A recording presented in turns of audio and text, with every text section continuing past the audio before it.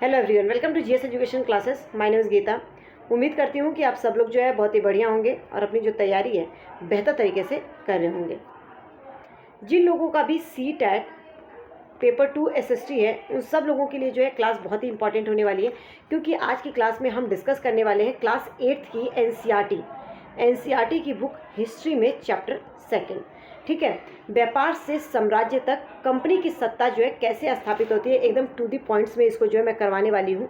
आप लोग यहाँ पे देख रहे होंगे कि मैं जो है बुक से करवा रही हूँ, लेकिन आप लोगों को बता दूँ कि आप लोगों को पूरी बुक पढ़ने की जरूरत नहीं पड़ेगी। जो पॉइंट हाईलाइटेड है या अंडरलाइन है, केवल और केवल आप लोगों को वो पढ़ना है। पूरी बुक पढ़ के अपना टाइम वेस्ट करने की जरूरत नहीं है। पूरा मैंने, क्योंकि मैं एनसीईआरटी पर काम कर रही हूँ और जो एग्जाम ओरिएंटेड है, जो इंपॉर्टेंट पॉइंट है, जहाँ से क्वेश्चंस बनते हैं, वो जो है मैंने आप लोगों को हाईलाइट करके दे दिया है। ये PDF जो है टेलीग्राम पे शेयर कर दूंगी। पूरा बुक जो है आप लोगों को वहाँ पे मिल जाएगा और इसका लिंक जो है मैं डिस्क्रिप्शन बॉक्स में दे दूंगी। एक बार चीज़ों को समझ लीजिए, फिर आप लोगों को जो है क्लियर हो जाएगा।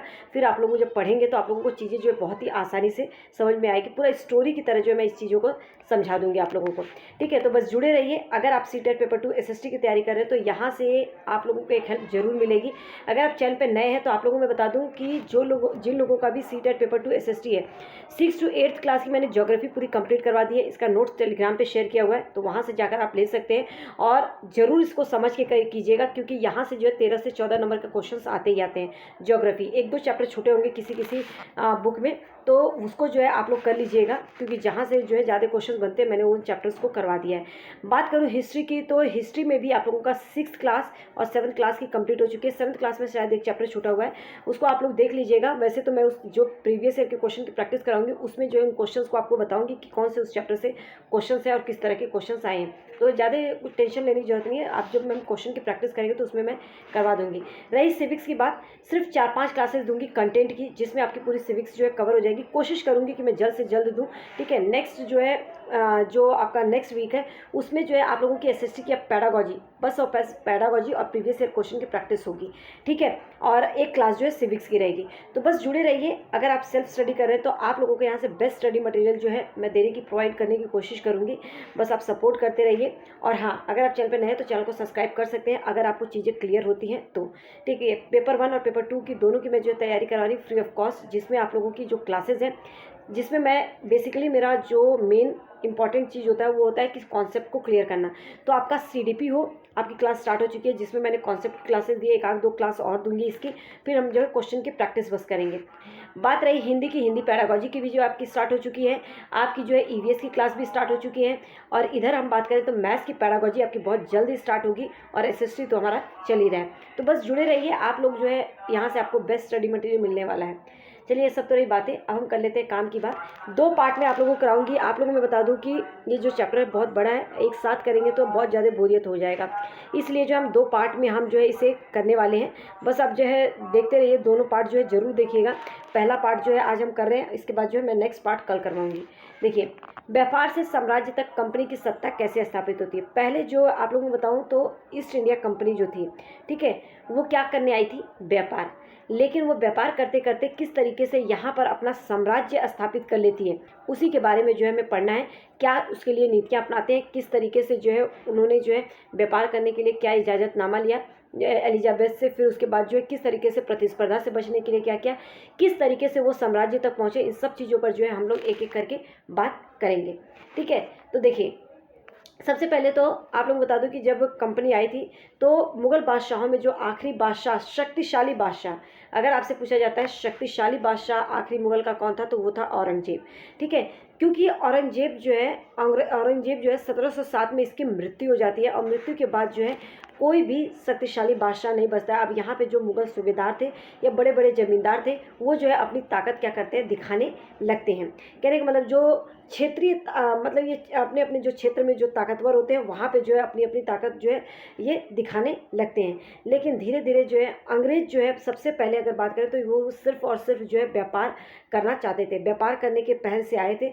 लेकिन ये व्यापारिक कंपनी के रूप में भारत आए थे और यहाँ के इलाकों में पर कब्जे में उनकी ज़्यादा दिलचस्पी जो है नहीं थी। मतलब कि यहाँ के इलाकों पर जो है इनका कब्जा करना जो है, इसमें दिलचस्पी नहीं थी। लेकिन धीरे धीरे इन्होंने क्या देखा कि अगर व्यापार को बढ़ाना है तो यहाँ पे कब्जा करना पड़ेगा, उसके लिए जो है क्या नीति अपनाएं।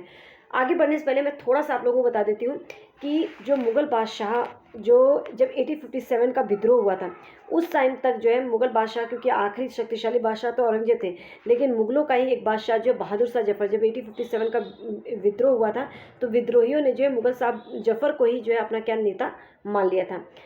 जब विद्रोह को कुचल दिया गया तो कंपनी ने जो है बहादुर शाह जफ़र को जो है क्या कर लिया, गिरफ्तार कर मजबूर कर दिया दूसरे देश, ये देश जो है छोड़ने के लिए। उनके बेटों को जफ़र के सामने ही क्या कर दिया, मार डाला।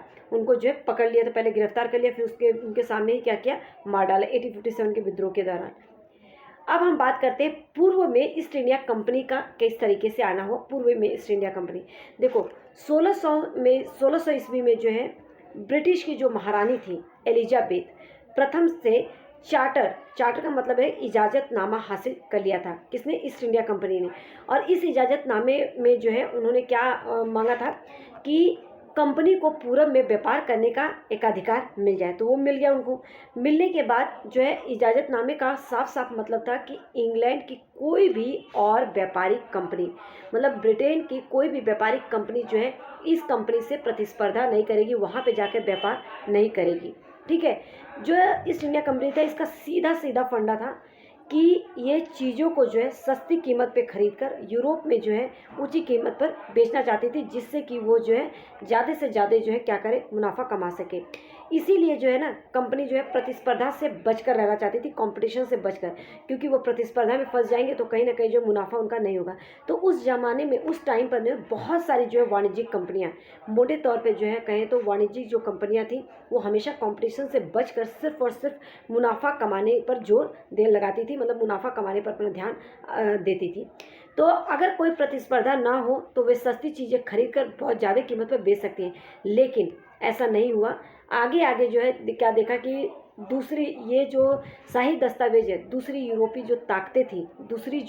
की ताकतें थी उनको जो है पूरब के बाज़ारों में आने से नहीं रोक सका।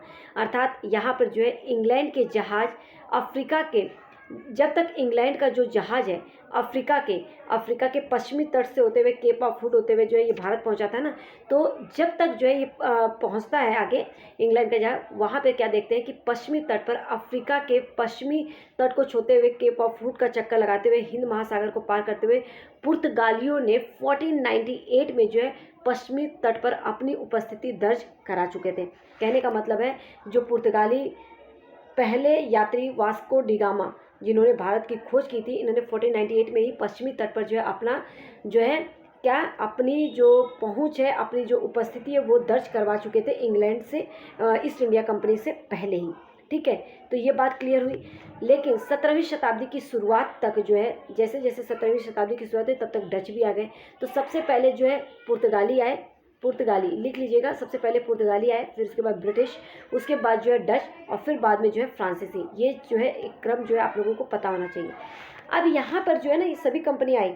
अब इस टाइम पे क्योंकि अब सभी कंपनियाँ आ गई तो प्रतिस्पर्धा बढ़ गया, कंपटीशन बढ़ गया, क्योंकि हर एक कंपनी का जो मकसद था सस्ती कीमत पे चीज़ों को खरीद कर आगे बेचना, मुनाफा कमाना। लेकिन क्या सभी कंपनियाँ आ गई तो क्या ये चीज़ पॉसिबल थी? बिल्कुल नहीं, क्योंकि मांग बढ़ी। ठीक है, समस्या यह थी कि सारी कंपनियां जो है यहाँ पर जो है एक जैसी चीज़ें खरीदना चाहती थी। यूरोप के बाज़ारों में भारत के जो बने बारीक सूती कपड़े थे और रेशम की ज़बरदस्त मांग थी, भारत में बने सूती कपड़े और रेशम की। ठीक है, इसके अलावा काली मिर्च, लौंग, इलायची, दालचीनी, इसकी भी बहुत ज़्यादा मांग थी। तो यूरोपीय कंपनियों के बीच जो है इस मांग की वजह से प्रतिस्पर्धा बढ़ने लगी भारतीय बाज़ारों में। जब प्रतिस्पर्धा बढ़ी, क्योंकि मांग बढ़ रही है, डिमांड बढ़ रहा है, तो रेट भी बढ़ेगा। अब रेट बढ़ गया तो कहाँ मुनाफा होगा? कोई भी चीज़ 10 रुपये में खरीद कर को 20 रुपये में बेच रहे हैं तो 10 रुपये का फ़ायदा हो रहा है, लेकिन कंपनियों की होड़, सबको जो है यही चीज़ें चाहिए, तो ये जो है मांग बढ़ा कर क्या कर दिया इसने, 15 रुपये कर दिया। 15 से 20 में बेच रहे तो 5 ही रुपये का मुनाफा। तो इस तरीके से कंपटीशन की वजह से जो है इनका मुनाफा कम होने लगा। तो यहाँ पर जो है कंपनियों ने जो है लगा कि 17वीं 18वीं शताब्दी में उनको क्या सोचा उन्होंने कि अगर इस तरह से प्रतिस्पर्धा रहा तो ये जो है मुनाफा ज़्यादा नहीं कमा पाएंगे। तो 17वीं 18वीं शताब्दी तक आते आते जब भी किसी को कोई मौका मिलता तो एक कंपनी दूसरी कंपनी की जहाज़ को या तो डुबो देती, या तो उसके रास्ते में रुकावटें खड़ी कर देती, या माल से लदे जहाज़ को जो है आगे बढ़ने नहीं देता, या पानी में गिरा देते। तो इस तरीके की जो है इनकी हरकतें होने लगी, एक दूसरे को जो है दबाने लगे, अपनी बस्तियों की जो है क्या करने लगे, किले बंद कर कर व्यापार से मुनाफा कमाने की इन कोशिशों के कारण स्थानीय शासकों से भी टकराव होने लगा, क्योंकि ये जो है अपना किलेबंदी करने लगे। तो इसके कारण जो है स्थानीय जो शासक थे उनसे भी टकराव होने लगा। अब यहाँ पे जो है ईस्ट इंडिया कंपनी बंगाल में व्यापार शुरू करती है, किस तरीके से, अब उसके बारे में देखेंगे। ठीक है, व्यापार में बंगाल शुरू करती है, फिर व्यापार से युद्ध तक कैसे कहानी पहुँचती है। ठीक है, तो आज जो है हम प्लासी के युद्ध तक जो है पूरा कंप्लीट करेंगे। उसके बाद जो है कंपनी के अफसर किस तरह से नवाब बन बैठे, नहीं प्लासी का युद्ध जो है हम कल ही करेंगे। ठीक है, तो प्लासी का युद्ध हम कल करेंगे, आज जो है हम केवल करेंगे कहाँ तक, ये व्यापार से युद्ध तक, नहीं तो बहुत बड़ा हो जाएगा। देखिए, तो अगर हम बात करते हैं ईस्ट इंडिया कंपनी की, ठीक है, ईस्ट इंडिया कंपनी बंगाल में व्यापार शुरू कर देती है।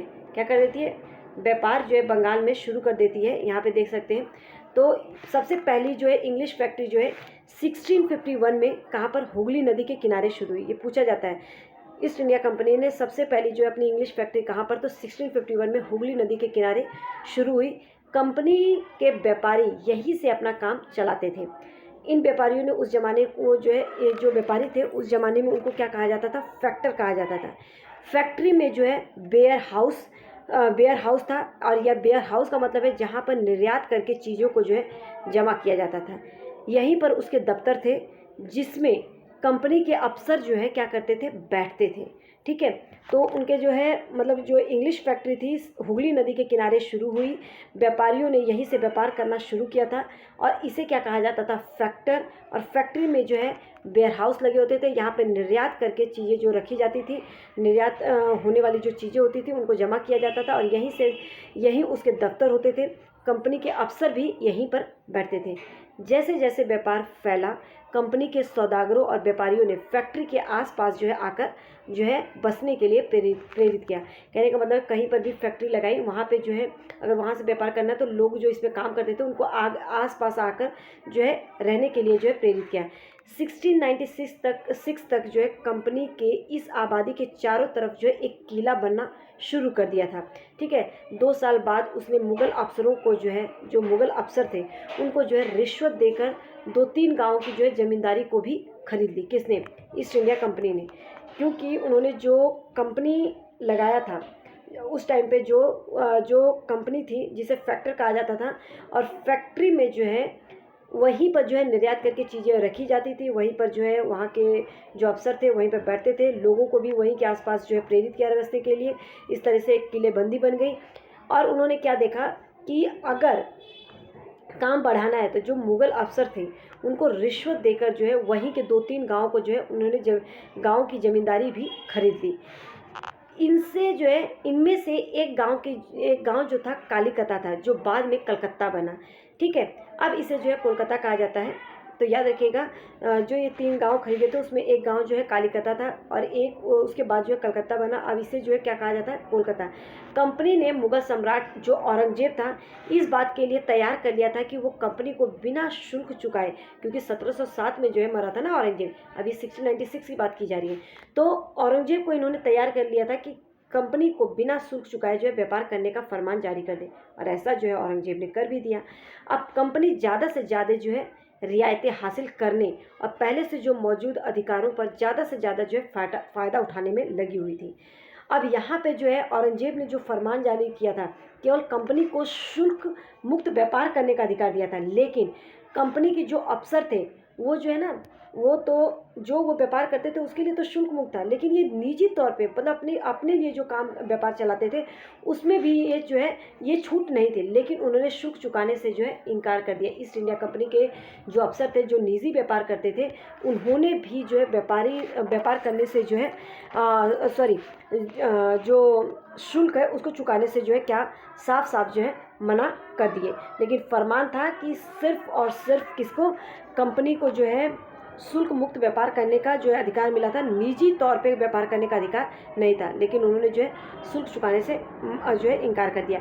अब इसमें जो है ना बंगाल की जो राजस्व वसूली हुई वो बहुत कम हो गई, क्योंकि जो निजी व्यापारी थे वो भी वो शुल्क नहीं देते थे, तो राजस्व वसूली कम होती गई। ऐसे में बंगाल के जो नवाब थे मुर्शिद कुली खान, इन्होंने जो है विरोध किया। विरोध क्यों न करते, मतलब इन्होंने विरोध किया। अब इस पर क्वेश्चंस आते हैं, ठीक है। आगे अगर हम बात करते हैं व्यापार से युद्ध तक, देखिए प्लासी का युद्ध मुर्शिद कुली खान, इसीलिए प्लासी का युद्ध हुआ, और प्लासी का युद्ध मैं कल पढ़ाऊंगी। व्यापार से युद्ध तक कैसे चला, औरंगजेब की जब मृत्यु हो गई उसके बाद जो बंगाल के नवाब अपनी ताकत दिखाने लगे।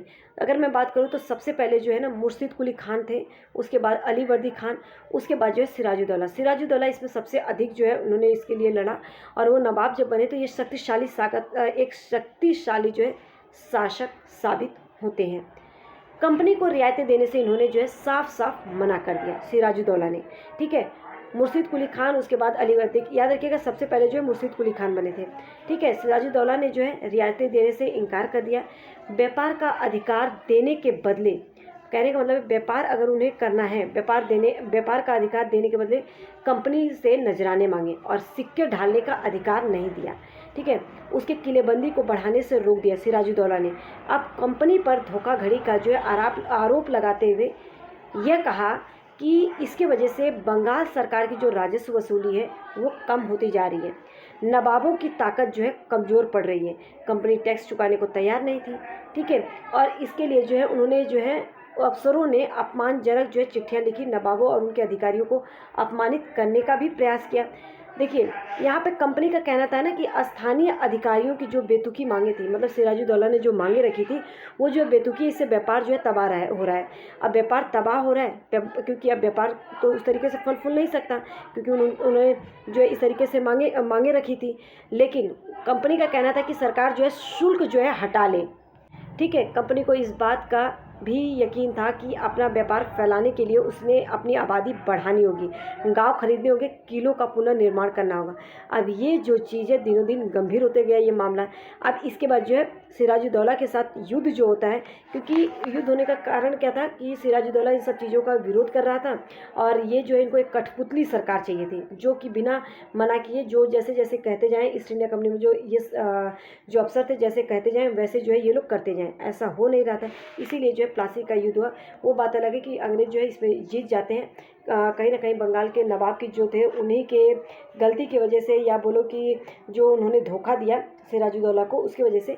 कल इसके बारे में जो है मैं आप लोगों को कराऊंगी और पूरा डिटेल में हम पढ़ेंगे। यहाँ से क्वेश्चन बहुत अच्छे बनते हैं, तो आप लोग जो है बस जुड़े रहिए। यहाँ से आप लोगों को जो है मैं पूरा एकदम हाईलाइटेड जो पॉइंट है केवल आप लोगों को वो पढ़ना है, और इससे आप लोगों को बहुत मदद मिलेगी। तो उम्मीद करते हैं वीडियो आप लोगों के लिए इन्फॉर्मेटिव रहेगी। Thanks for watching, all the best.